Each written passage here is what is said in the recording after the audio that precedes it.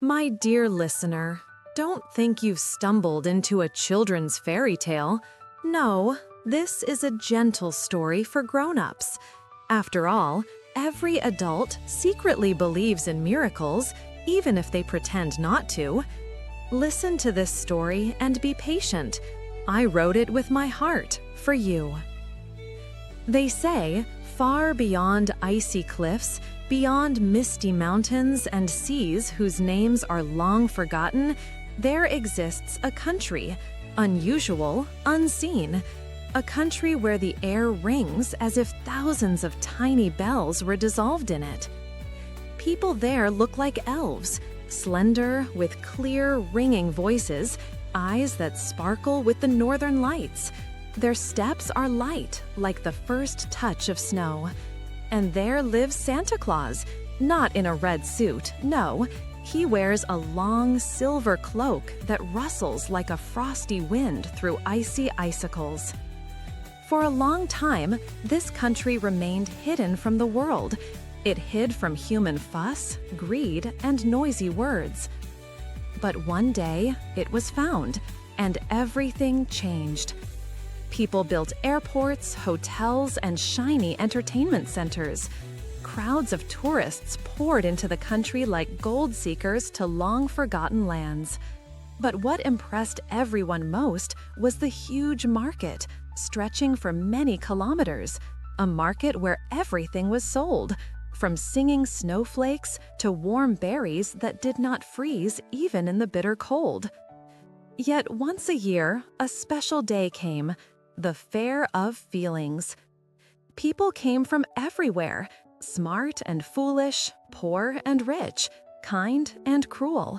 They didn't come for things. They came for what could not be bought anywhere on earth. They came for feelings. On long stalls stood glass bottles, like tiny living worlds. Love, warm as the summer sun. A woman's trust, transparent, barely noticeable, thin as ice at dawn, yet more precious than any treasure. Freedom, a trembling spark that hates cages. Courage, a tiny flame that can ignite a storm in a person. Patience, golden sand falling slowly, as if time itself freezes. Tenderness, soft mist smelling of early childhood and warm hands. Beauty, shining light capable of outshining the moon. Talent, a bright flash making your fingers tremble. And nearby, dark bottles. Greed, thick black resin. Envy, cold green smoke. Anger, a red spark destroying everything around. Sadness, a heavy gray drop making the air gloomier. The crowd buzzed, shouted, jostled. Young mothers argued over tenderness. Girls clutched bottles of love, hoping it would be true this year. Young men grabbed courage as if they could rewrite their fate. And the men? Men crowded around the stall with women's trust. They exchanged glances, smirked, counted coins quickly.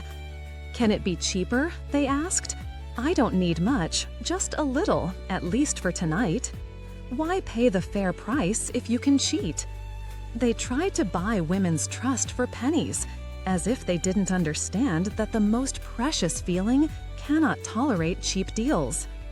But among all the bottles, there was one no one noticed. It stood aside, covered with a thick layer of gray dust. No one approached it, no one asked its price. It had only one word written on it: conscience. It was almost transparent, quiet, pale, without shine. So unnoticed that people passed by without even turning their heads. Some grumbled, "Who needs it?" Others laughed. "It only gets in the way," whispered a few. Only Santa Claus sometimes approached this bottle. He blew the dust off it with long fingers and sighed quietly. While no one needs it, the world will keep jostling and arguing at my fair of feelings. Years went by.